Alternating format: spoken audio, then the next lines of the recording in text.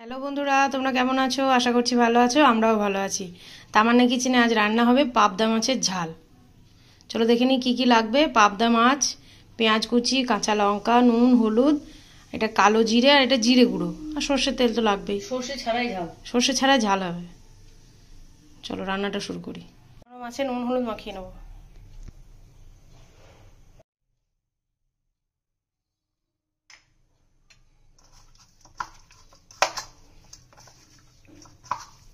একটু গরম করে নিয়েছে মা, তেলটা দিয়ে দেবো, সর্ষের তেল। তেল গরম হয়ে গেছে, মাছগুলো ভেজে নেবো, হালকা করে ভেজে নেবো।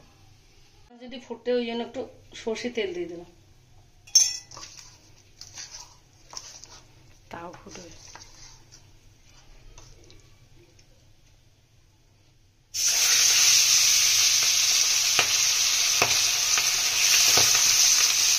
সবকটা ভাজা হয়ে যাক, তারপর দেখে হালকা করে ভেজে নিয়েছি, এবার তুলে নিচ্ছি, বাকিগুলো ভেজে নেবো।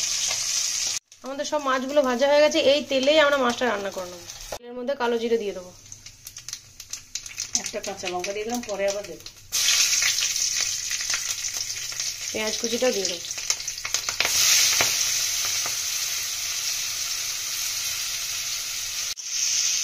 আমরা তেলের মধ্যে পেঁয়াজগুলো একটু ভাজা ভাজা করে নেবো হালকা।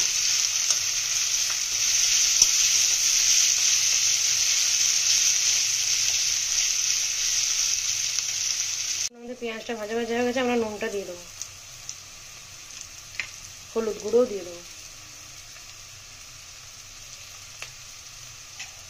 জিরে গুঁড়ো,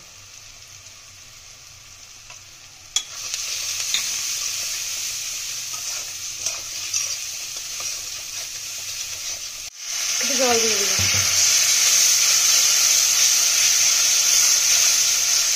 একদম হালকা মশলায় চটজলদি রান্না।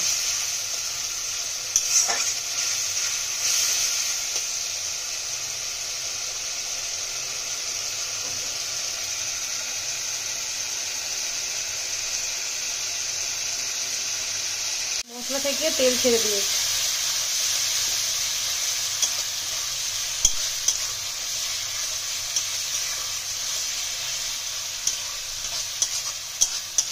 জল দিয়ে দেবো ঝোলের জন্য।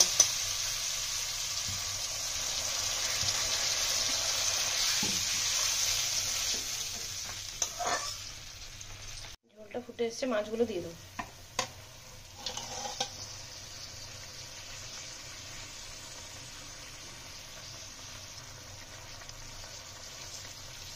মাছ খুব নরম, ওই জন্য একটু আস্তে আস্তে কাটছি। একটু ঢাকা দিয়ে দেবো। আমাদের মাছের তরকারিটা হয়ে গেছে। আমার কটা কাঁচা লঙ্কা দিয়েছে এর মধ্যে। গ্যাসটা অফ করে